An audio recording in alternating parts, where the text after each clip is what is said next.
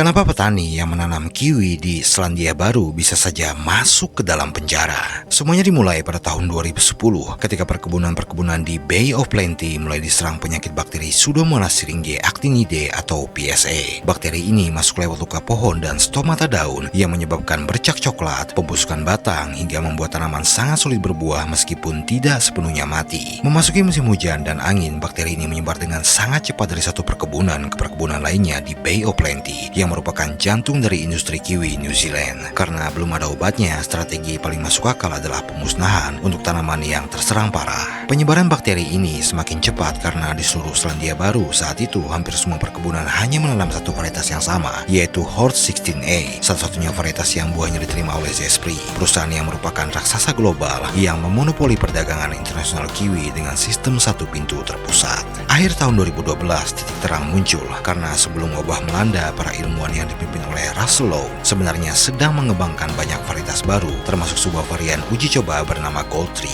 Ketika diuji di epicentrum wabah, varian Gold Tree menunjukkan karakteristik yang luar biasa. Tanaman ini memiliki respon imun alami yang mampu mengisolasi bakteri tersebut sehingga tidak menyumbat pembuluh tanaman, membuat tanaman tetap hidup dan tetap menghasilkan buah yang berkualitas. Tahun 2013 dan seterusnya, grafting massal mulai dilakukan kepada batang kiwi yang masih hidup. Batang bawah kiwi lama dipotong, lalu disambung dengan mata tunas Gold Tree, dan keputusan radikal ini menyebabkan industri kiwi New Zealand perlahan pulih dan justru mengalami pertumbuhan eksponensial sejak tahun 2017.